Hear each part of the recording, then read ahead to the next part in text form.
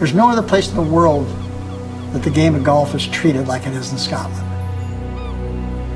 I always remembered that Bobby Jones said, a golfer's career is never complete unless they can win at St. Andrews.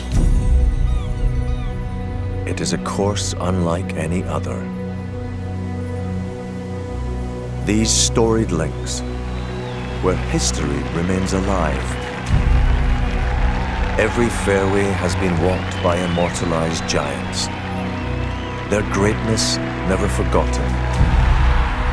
Towering achievements spanning 3 centuries on an ancient course that will forever stand the test of time. This will always be golf's spiritual home. That's why St. Andrews was the only choice, to host the 150th Open Championship. Jack Nicklaus shares an unbreakable bond with the old Great Tomb.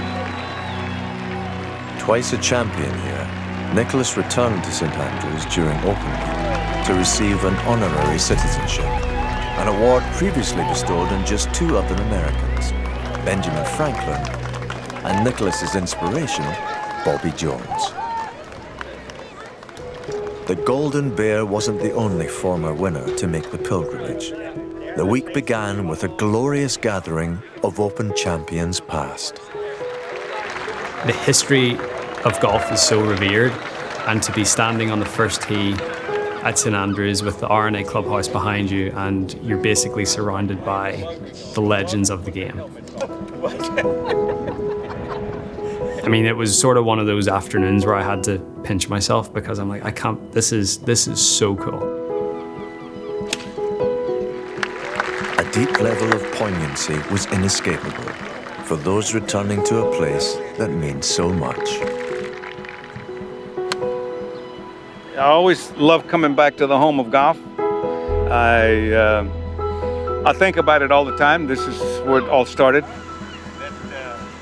The only problem that I have, unless my wife and I come back for a vacation at the age of 82, I don't know whether I'll ever see this place again or not. Tiger Woods was reminded of his own mortality by a life-threatening car accident 17 months earlier. High on his list of motivations for recovery, the opportunity to compete for a 3rd Open triumph at his favorite course.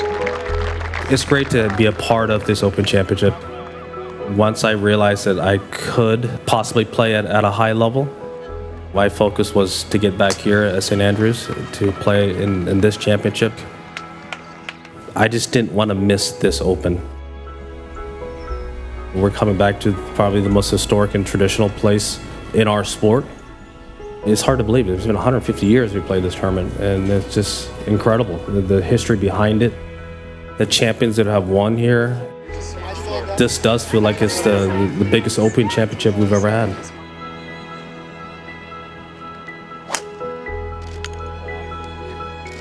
This golf course has stood the test of time to the best players.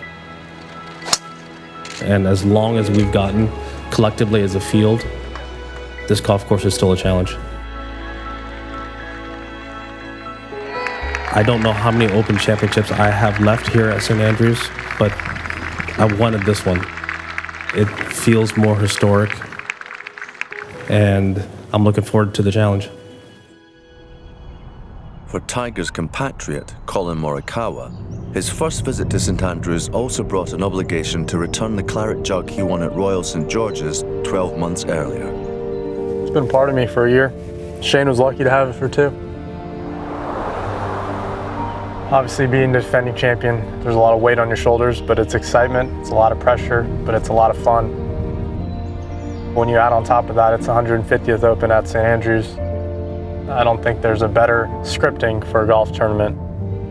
There's been a lot of effort and practice put into this week, and really look forward to seeing how it plays out. Hopefully, we'll be able to see this bad boy again. Colin. How you doing? Good, and you? Welcome to Scotland.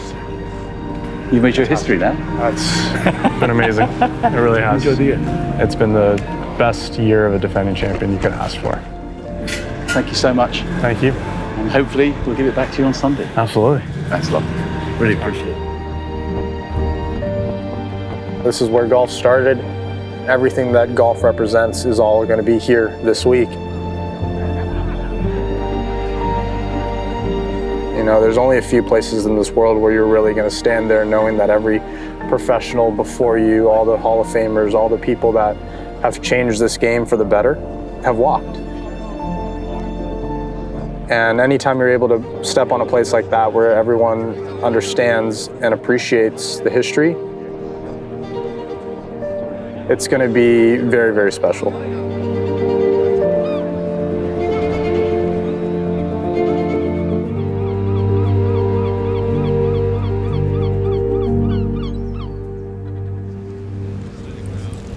A pleasant Thursday morning in the Kingdom of Fife. As the sun rose over the old course, it was time for more history to be written. The honour of getting this milestone open underway went fittingly to the last man from Scotland to win the championship. Good morning, everyone, and welcome to St Andrews, the home of golf, for the first day's play of the 150th Open. This is game number 1. On the tee from Scotland, Paul Lawrie.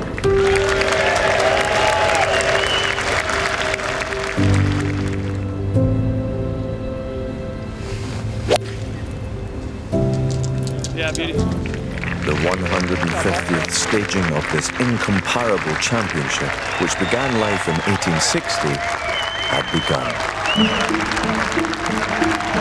Calm conditions were conducive to low scoring, and England's Barclay Brown, one of 6 amateurs in the field, even conquered the road hole. Oh, you're kidding me. Oh, my goodness. A rare birdie in the fearsome 17th, the highlight of Brown's 68. Putts from 160 feet are even rarer. But Ian Poulter wasn't fazed at the drivable 9th.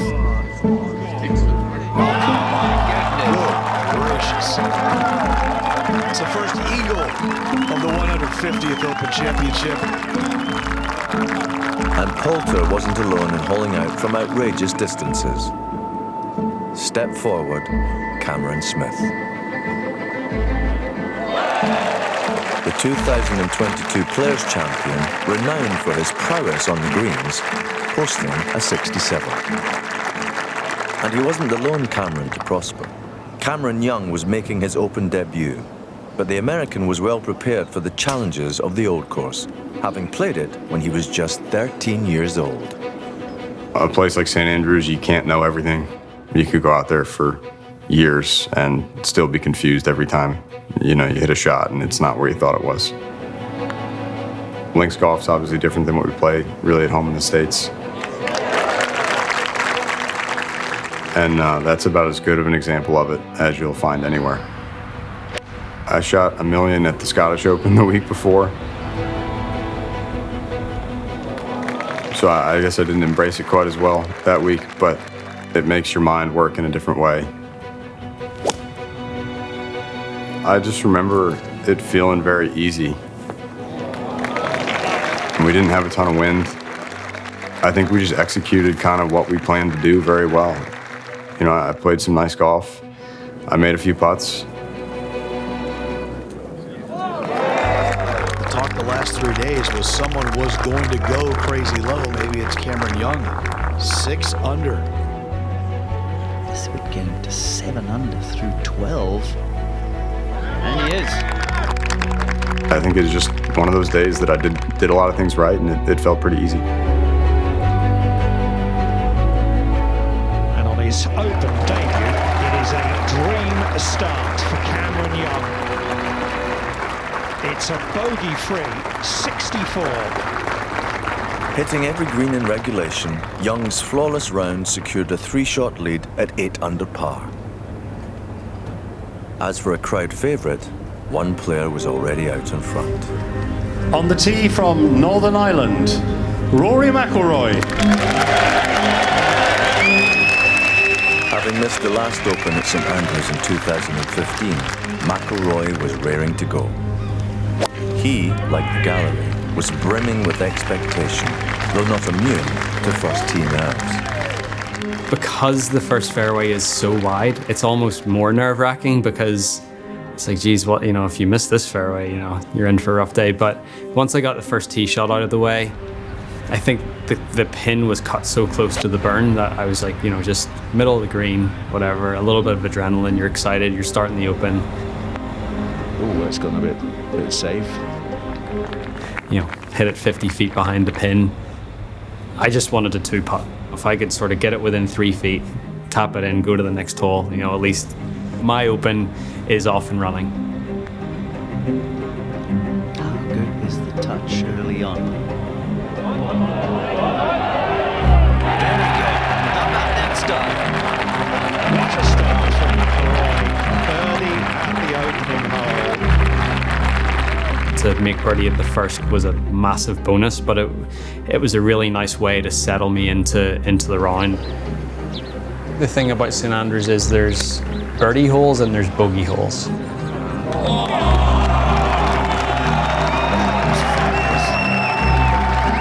Like one, for example, you know, 3, 5, you know, that little loop around the turn, you've got 12, 14. 3 straight birdies for McIlroy, and suddenly he finds himself on the first page of the leaderboard. You know, there's 6 or 7 really good opportunities to make birdies. Thought he had it. Good 2-putt birdie for McIlroy at 12. But then there's also 13, for example, 15, 16. You've got a lot of tough holes on the way in, 17. You can par the bogey holes and then take advantage of the birdie holes. McIlroy made it look easy. Fantastic shot. You got to be aggressive on the easy holes and then very conservative on the tough holes. And if you can sort of find that balance, I think that's the best way to play St Andrews. Spectacular. McIlroy struck the perfect balance on day one, an opening 66, his lowest first round at the Open since he won the championship at Royal Liverpool in 2014.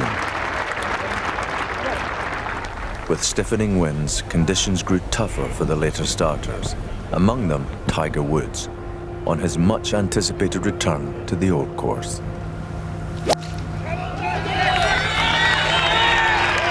Even with such a shortage of tournament preparation, hope sprang eternal. This, after all, was Tiger. But the last thing the 15-time major champion needed was to find a divot on the first fairway.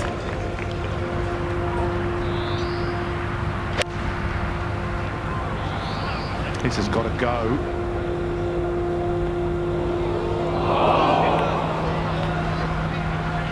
Well, certainly not what we've all been looking forward to watching down the first.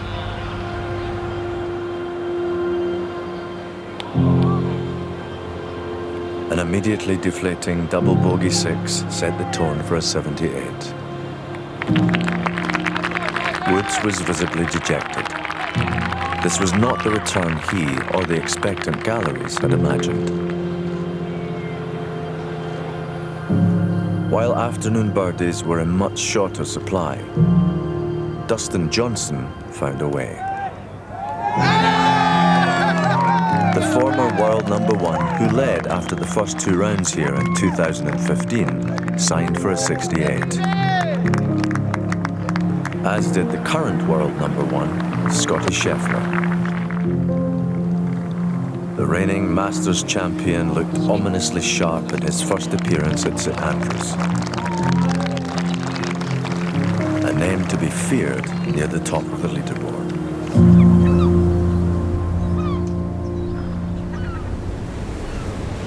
Friday morning reminded everyone that summer in Scotland doesn't guarantee sunshine. Drizzling rain took the sting out of the fairways of a suddenly greener old course. The weather, though, failed to dampen the spirits of 1989 Open champion Mark Calcavecchia, who said an emotional farewell to St Andrews and to the Open. The weather wasn't ideal for the galleries, but it was for scoring. The softer fairways and greens suited Adam Scott during a 65 that propelled him to 7 under after 36 holes. A stroke better off at the halfway stage was one of the pre-championship favourites. Scotty Scheffler making his presence felt here. As was Dustin Johnson. A cool 67 vaulted DJ to 9 under and into the clubhouse lead.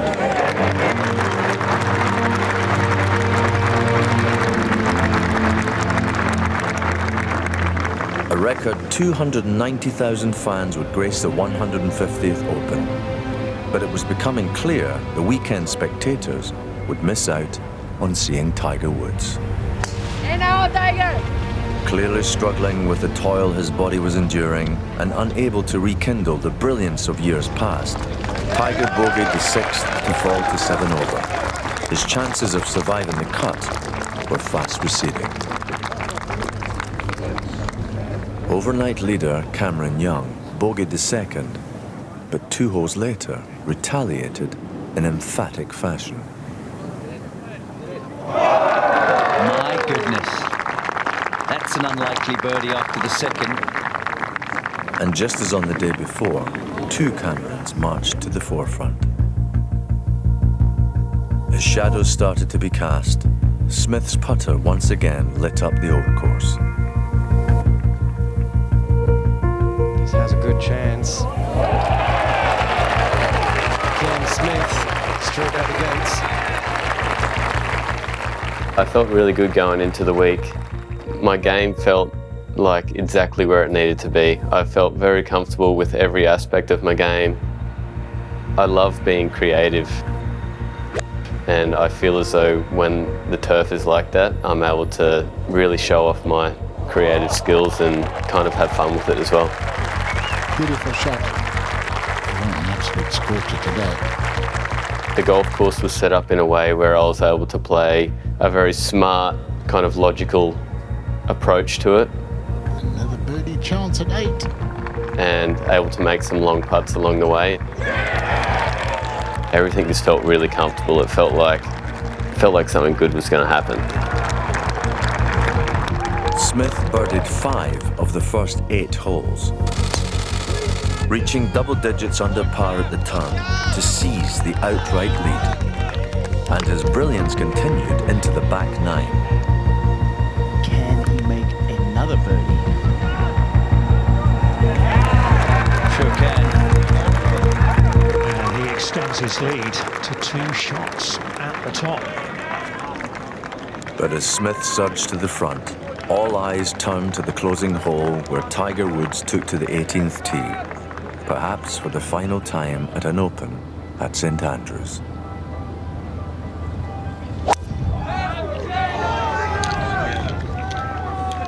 Tee shot dispatched, the champion here in 2000 and again in 2005 allowed thoughts of the future to invade the present. The elevation I got at 18 is something that I'll always remember. That's when I started thinking about, the next time it comes around here, I may not be around. I just don't know I will be physically able to play back here again when it comes back around. As I walked further along the fairway, I saw Rory right there. He gave me the tip of the cap. The nods I was getting from guys as they were going out, respect. Then as I got closer to the green, you could feel the warmth. You could feel the people from both sides. I felt like the whole tournament was right there. I'm not one who gets very teary-eyed very often about anything. I put my heart and soul into this event over the years. They all had appreciated what I had done here for the years I played. Felt like it just all came to a head right there as I was walking to my golf ball.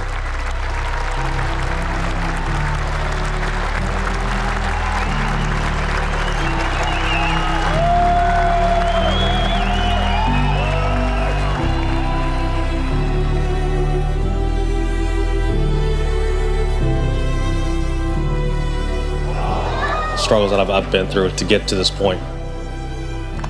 It's hard just to walk and play 18 holes. People have no idea what I have to go through, the hours of each and every single day to do what I did. That's what people don't understand and don't see. It's hard enough just to do what I did. I don't think any of us can really appreciate just how much work Tiger put into being back here to play in this. What an effort. It wouldn't have been the same without him. Despite demonstrating Herculean resolve, striding the hallowed turf in discomfort, Tiger departed early. And so, for that matter, did the defending champion.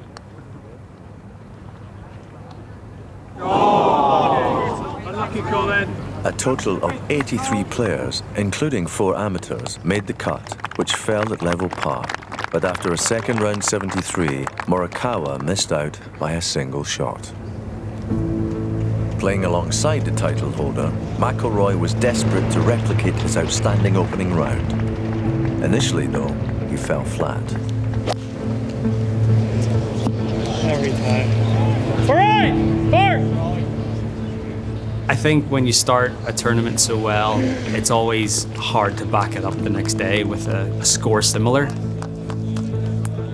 I was playing okay on Friday, but you know, I wasn't really getting as much out of my round as I did on Thursday.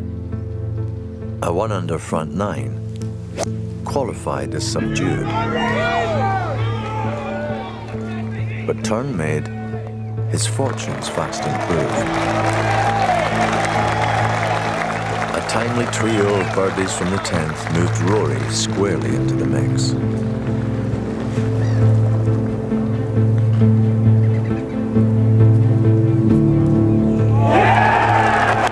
The huge McIlroy roar could be heard from estuary to town centre as he sailed through the field to 10 under.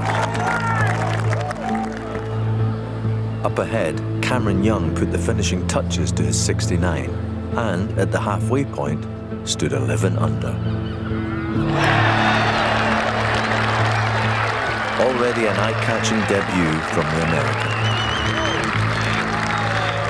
But on the par 5 14th, Cameron Smith ensured his name would be atop the leaderboard heading into the weekend. The drive of 14, I think, is one of the most daunting ones on the golf course. You kind of have to hit over the out of bounds. 303 to the hole. Has he got enough to get it there? Hit a nice drive down there, a beautiful 3-wood to probably 60, 70 feet along a big slope. Oh, this is fantastic. Gets it up onto the proper level as well. So Smith looking to make another birdie or maybe more at the par 5.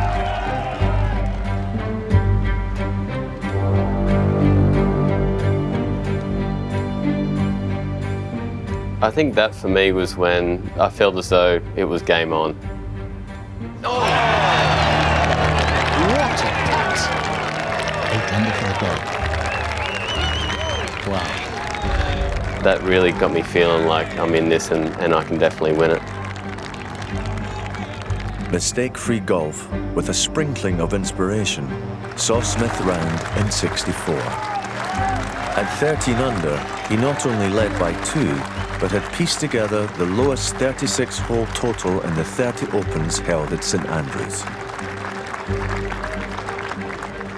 But the day's drama didn't end with Smith's walk into the scorer's hut.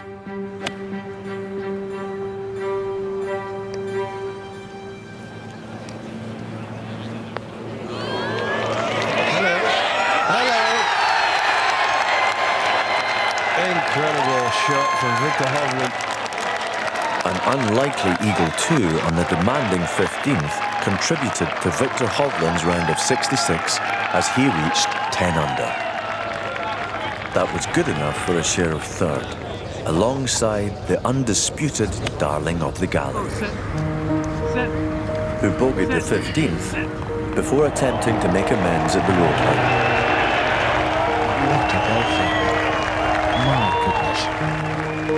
I don't know what time it would have been. It was pretty late on, like 6 or 7 o'clock, and yeah, that was a huge moment for me because I felt like my momentum in the tournament was sort of stalling a little bit. Just over 20 feet down the slope for McIlroy. And then to birdie the road hole is just a massive bonus.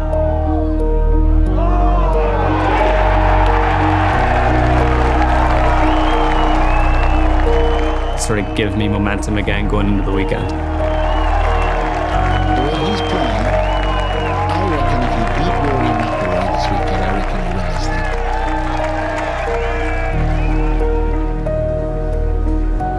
To the joy of thousands, McIlroy was in contention for his first major since 2014.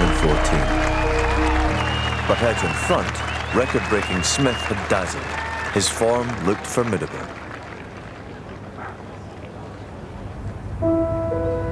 A peerless summer's day at St Andrews greeted round 3 of the 150th Open Championship. Around the old course, the sun shines brightest on those who can solve its vast, undulating greens. Demonstrating his mastery of that skill on Saturday was America's Kevin Kisner. Get in there. Talk about getting around. A joint runner-up across the bay at Carnoustie in 2018, Kisner exhibited an unerring touch on the front 9. Oh my goodness. Are you kidding? 7 under through 10 holes, Kisner eventually cooled, settling for a 65. But on a day with barely a whisper of wind, his low scoring wasn't exclusive.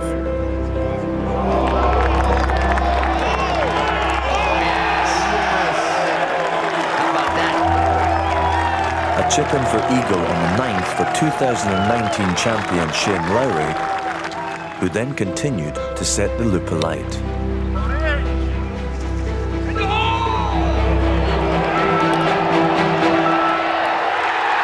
Back-to-back eagles for Lowry.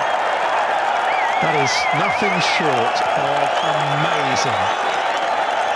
Lowry had suddenly vaulted into the reckoning, until 3 bogeys coming in arrested his march through the field.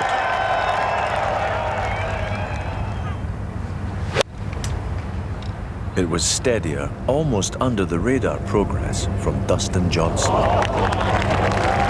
Birdies on the 2nd and 3rd carried him to within 2 shots of the lead.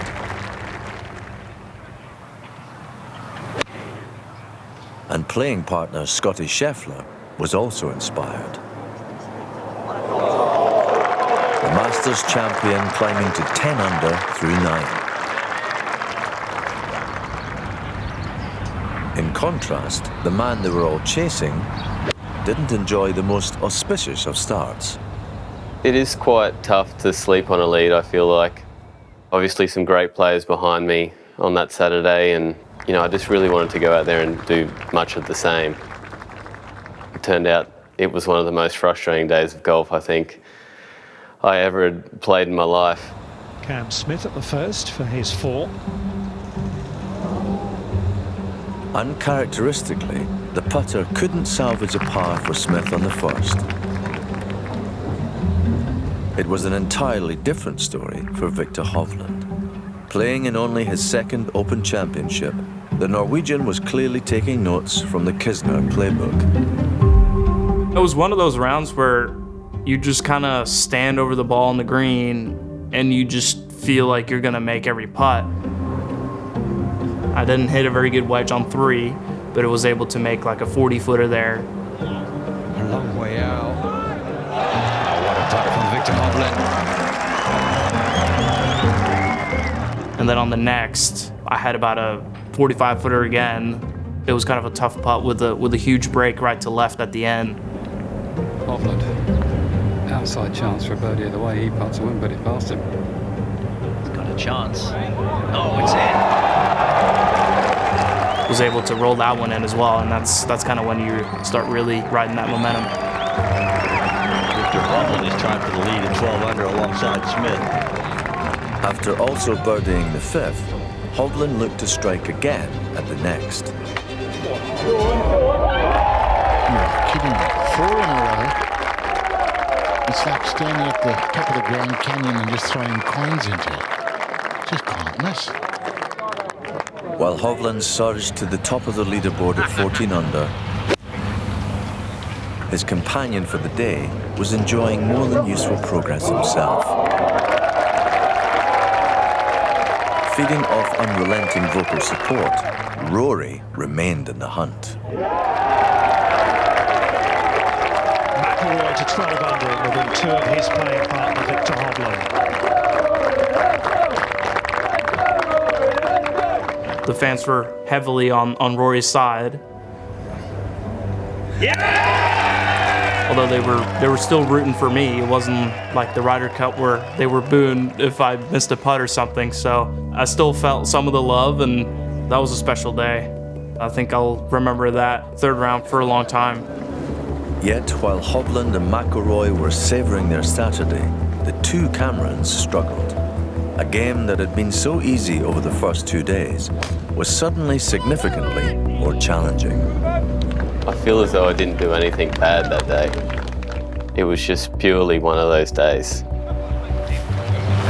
You know, I'd hit a great shot, I'd hit the wrong side of a hill, I'd hit a great putt, it'd burn the edge. Just nothing seemed to go my way. It's gone off the front of the 12th green. I know Rory was a huge crowd favorite, so it was very apparent what he was doing. I definitely remember just being around that and knowing kind of what was going on and that it wasn't going the same for me.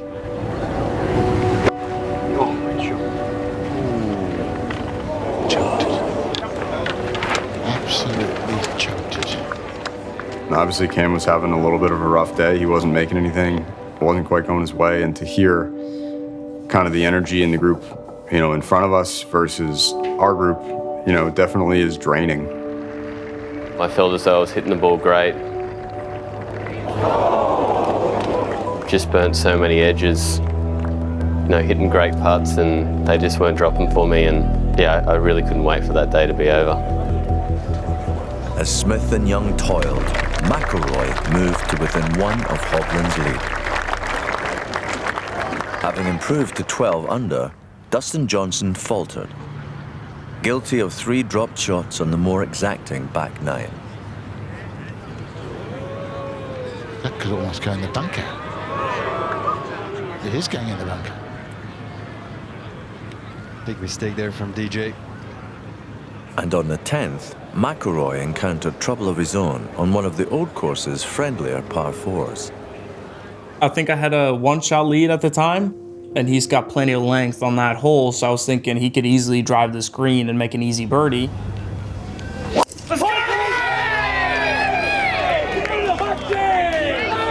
no, he's gone right.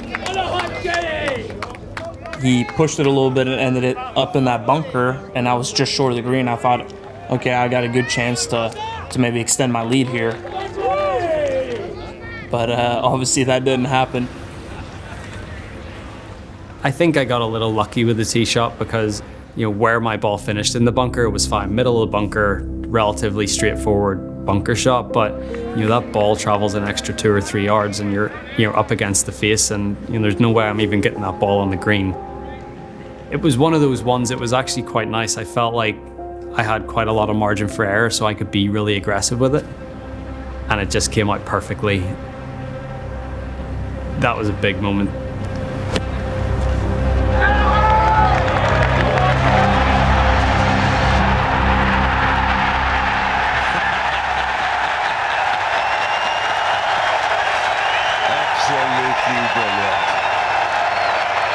Listen to that crowd. You know, once you hit it in the bunkers in St Andrews, it's out of your control. And thankfully, I only hit it in one, I think, all week, which was that one, and ended up making an eagle from it. Birdie eagle around the turn. McIlroy jumps ahead of Victor Hovland and leads the 150th Open. To make eagle there, like, that was a huge bonus. And that, again, like, you know, tournaments are all about momentum and getting these little bursts, and that gave me a little burst to, you know, to play the back nine on Saturday the way I did. What a noise greeted McIlroy's latest act of magic. But silence returned for Hovland's birdie putt to share the lead. When he made it, I knew I didn't have an easy birdie, so it was nice to make that one, to not lose 2 shots on that hole. With the European Ryder Cup teammates both in the groove, the roars they were generating proved impossible for Smith to ignore. I've always been about just sticking to what I can do, but when you have cheers and roars like that, you almost feel like you needed to catch up, or you needed to do something special. When you start forcing things like that, it can certainly lead to more disappointment. The double on 13 is something that I wish I could play that hole again. I pulled my tee shot just a fraction, got a bit of a bad lie there, tried to almost go for the hero shot, tried to get it left of the pin up there, and yeah, I wish I had to chip that one out. He's a good 1.5 foot below the level of the ball. This has got danger all over it. Yeah, that just was not the play. All my momentum had shifted to the group ahead. From there on out, it was just kind of a chase. It was all done so beautifully smoothly the first 2 days.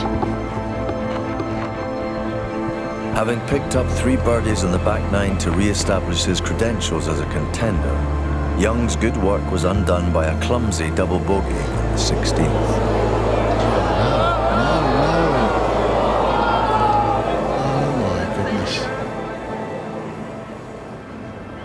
Up ahead was a radically happier pair. On the 18th green, Hovland and McIlroy tapped in for matching birdies. They had each excelled, and at 16 under, were together at the top. To shoot 66, to tie with Rory on that 3rd round and have a 4-shot lead, us tie together, that was pretty special. It does guarantee them their place in the final 2 ball on Sunday of the 150th Open. There was no redemption for Smith. From first hole to last, frustration reigned. I'm afraid that pretty much sums up the day for Cameron Smith. The thing with him is he doesn't have 2 poor putting days in a row. He could come out tomorrow and hold everything. Yet the harsh reality remained. Hovland and McIlroy were 4 to the good, 18 to play. For them, history beckoned. St Andrews first welcomed the Open in 1873. The winner was Tom Kidd, the original recipient of the Claret Jug. In the century and a half since, all of golf's greatest have dreamt of seeing their name on this most cherished piece of silverware. The deep meaning of the championship's 150th staging only intensified the contenders' thirst to join that pantheon on a special Sunday. The first person to earn his place at the prize giving was Filippo Celli, who emulated the likes of Woods and McIlroy by claiming the silver medal as leading amateur. A great achievement from a young Italian player that we'll probably hear more of in the future. It's one for myself. The 18th also brought satisfaction for Sam Burns. The American birdied the closing 4 holes for a 64. A sign the old course was in benevolent mood. While Burns was revealing the possible, the leading pair endured a nervous wait, preparing for their date with destiny. The most pressure that I kind of felt was in between the rounds, because with the late tee times, you get a lot of time to think about it.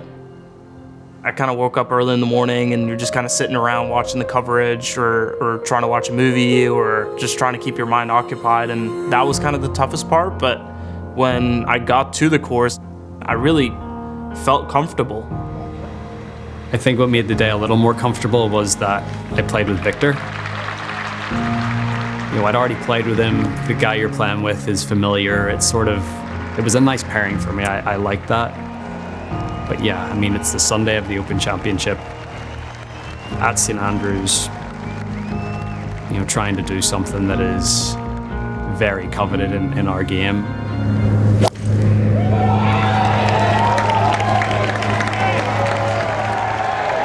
As the joint leaders strode into battle, challengers were already emerging. The way I'd played throughout the week, the way I'd grinded out, I still felt hopeful that I could at least have a good crack at it on Sunday. Birdies on the second and fifth enabled Smith to claw back within 2 of the lead. Again by Smith's side, Cameron Young's hopes were immediately dented by a bogey at the first, falling 5 adrift in the process. I definitely felt like I completely shot myself out of the tournament. Rory and Victor playing well are going to be hard to catch. You're kind of at that point, you have to early and often give yourself chances and give yourself a chance to do something special at the end, I think, because you can't expect for those guys to come back. Young had been overly pessimistic. 4 birdies and 5 holes breathed new life into his campaign. 3, I hit it pretty close. 4, I made a really nice putt. I made like a 10 or 12 footer after hitting a couple of really good shots. So it's back-to-back birdies for Cameron Young. And then 5, you should birdie. Then you're kind of off to the races, I think.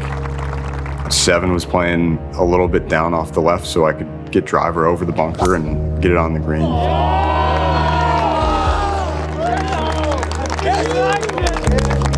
Just on the green. And kind of at that point is when you start thinking, all right, this is my run. And then I, snap hooked one in the gorse on 9, so. Motion to the left. Again, thought I kind of had kissed my chances goodbye. Looks like it might have got lucky. Maybe not.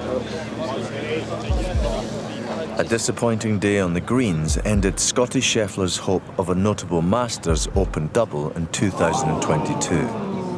He signed for a closing 74. It would develop into quite a weekend for England's Tommy Fleetwood. The runner-up in Northern Ireland 3 years ago followed a Saturday 66 with a Sunday 67 to finish on 14 under. This, though, was destined to be a 4-horse race, and the leaders were slow out of the gate. I mean, I had a lousy start.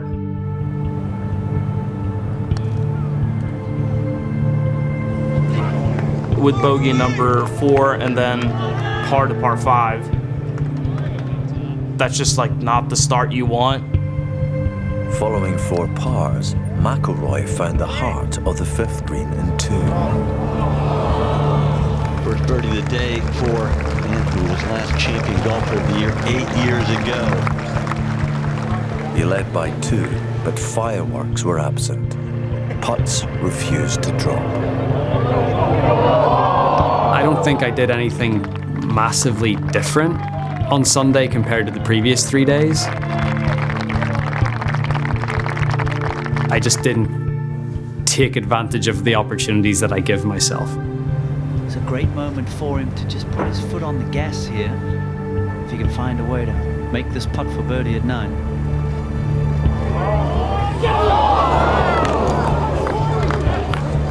Pressure starting to mount. McIlroy's front 9 produced more groans than cheers from the gallery. Nevertheless, turning for home, he led by 2 from Hovland. As for Smith, trailing by 3, he began to roll at the 10th.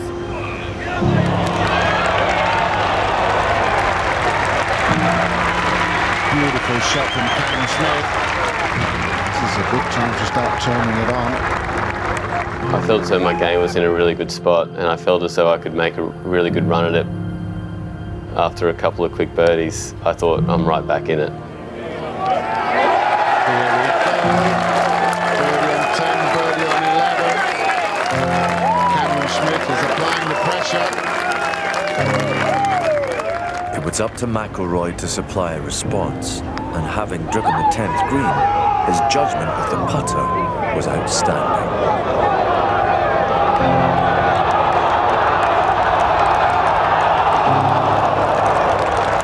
Sensational putt from McIlroy. Two-shot lead restored. Even so, Smith now had the bit between his teeth. Yeah, obviously he kind of had a slow start. Then he birdies 10, kind of a simple birdie, makes a putt on 11. You're like, okay, nice birdies. I think probably when he made the putt on 12, you had some idea you were witnessing something a little bit special. 3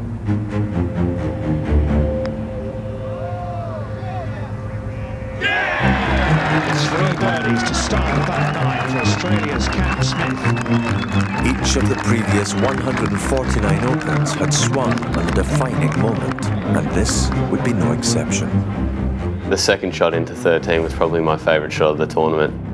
My caddy and I kind of bickered over a club selection, and I wanted to hit this massive high-cutting 6-iron, and he wanted me to just hit a 7-iron to the middle of the green. I felt as though I needed to birdie the hole. Yeah, just come out perfect. He's got 6-iron for 184. Fantastic shot from Smith. He's got momentum on his side right now. The day before was such a frustrating day, and it could not have been more opposite on Sunday. He's got his eye in. He's dangerous. To tie the lead. 4 birdies in a row to start the back nine for Cameron Smith. 13 is a really tricky hole, and he makes a 25-footer for his 4th in a row. And at that point, you're like, all right, when is he going to make a par? Especially when he gets going with the putter, it's hard to stop. I mean, that was fun to watch, and at that point, you know you have to really kind of do your best to keep up. Oh, fantastic. That is just an incredible shot from Young. Young would match Smith's birdie on the difficult 13th, remaining in contention as a result. And back at 12, Hovland's round was finally stirring into life. It was just one of those days where nothing kind of went in, and I didn't hit too many good shots that ended up close. But with that birdie on 12, I thought that was big. That kind of gave me a chance to fight back, and if I really finished strong, I could have a chance to win. 285 or so over the coffins, and he's cut this dangerously. Oh, and right into the lip of it. Yeah, as soon as I found that bunker, that was kind of it. Disaster for Hovland off of 13T. Just a little too much to fight at that point. This is not at all how he would have envisioned this day going. Now caught at the top by Smith, McIlroy putted from range for a birdie at the 13th.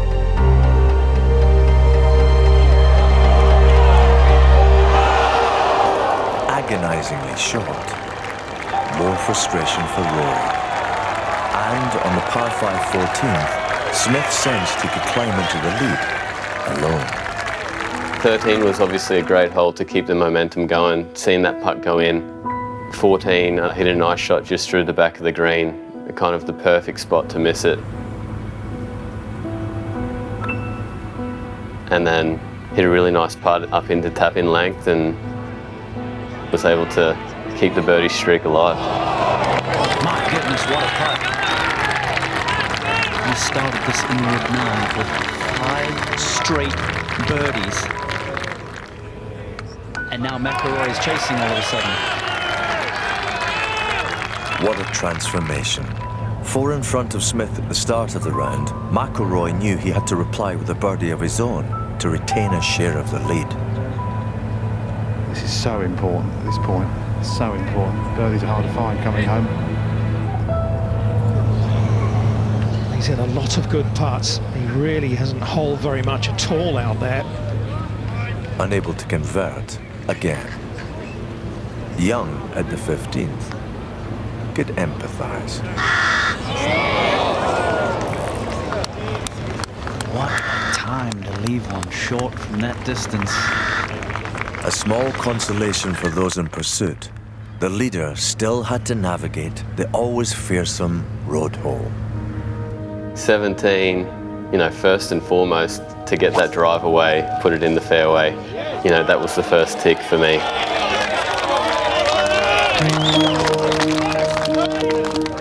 I didn't feel comfortable with that second shot all week. For some reason, I just couldn't see my ball on the green there. It was one that I struggled to visualise the whole week. Probably the worst shot of the day into that green, and was left with a putt around one of the most treacherous bunkers, I think, in world golf.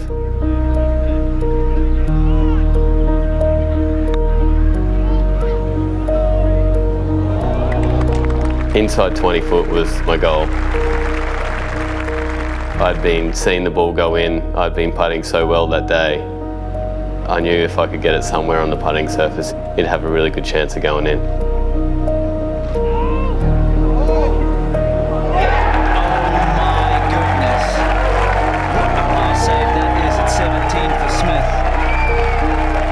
Championship on the line, this maestro with the short stick had displayed nerves of steel.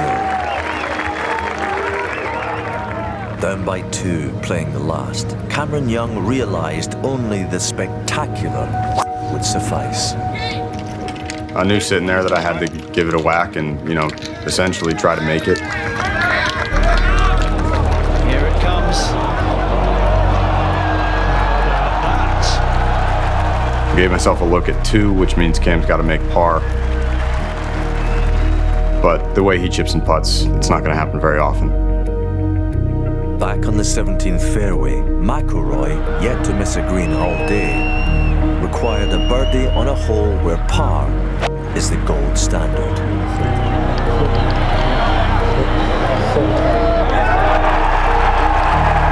What a shot from McIlroy, setting up a chance in 17.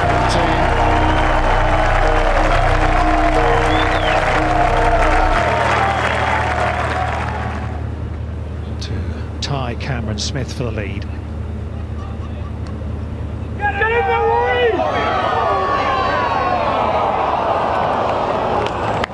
Just hasn't been his day on the greens. As he walked into the amphitheatre around the home green, Smith was overwhelmed. The atmosphere up that 18th hole at any Open is incredible. At the home of golf, it's another step up. It was absolutely insane. I remember trying to take a sip of my water coming down the fairway, and I really struggled to hold it down. I think I was so amped up and so nervous at the same time. I'd never felt anything like that. Hit a nice drive down there, hit a really good lag putt to, inside 3 feet.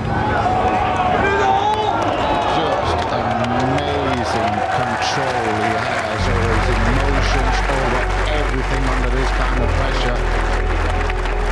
Cameron Young has a putt for an eagle 2 here, but it may not be good enough.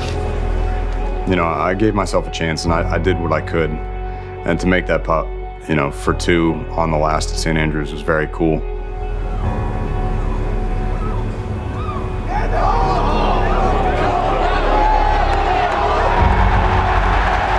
you believe it?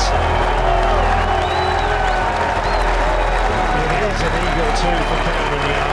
What a way to finish. What a final day of the Open for that young man. What a week. It's not every day you shoot 65 in the final round of a major in the second to last group and lose. And I did. So I got to watch something really, really special that day. Smith was left to putt for birdie and almost certain victory. Quite brilliant. What a back nine. What an incredible final round 64 from Cameron Smith. Just did not put a foot wrong. Smith stormed home in 30 to finish 20 under par, equaling Henrik Stenson's Open record at Royal Troon. It was definitely the best back nine closing a tournament I've ever had. I felt as though everything just went my way. I had the clubhouse lead, but I knew Rory was behind me and he could make a two and we could be going to a playoff.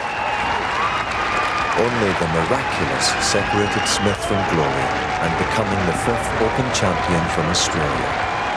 McIlroy and his army of supporters clung on to one last vestige of hope.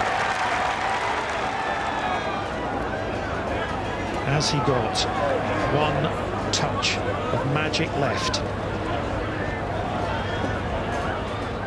And here we go.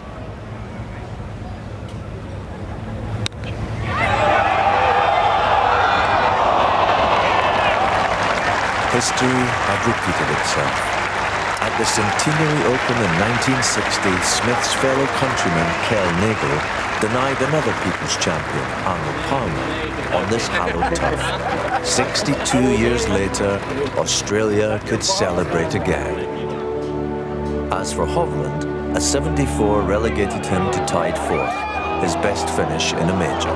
A positive amidst inevitable disappointment. It doesn't get much better than the 150th Open Championship at St. Andrews. For me personally, that was the first time I've been in contention at a major championship. It was nice to to be in that and feel that pressure. So yeah, kind of makes me think that it won't be long until I'm there the next time. For a crestfallen McIlroy, there wasn't even the consolation of tying Young for second.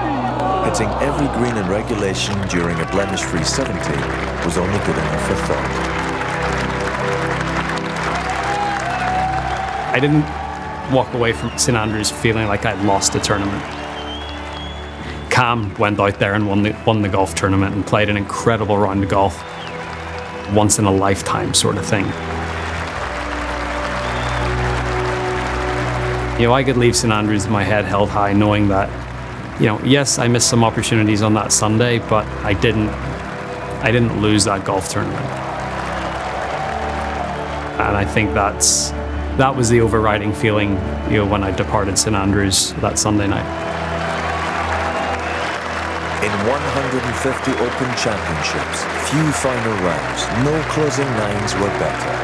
A fitting way to clinch one of the greatest championships in the history of our sport. And with a score of 268, the winner of the gold medal and the champion golfer of the year is Cameron Smith.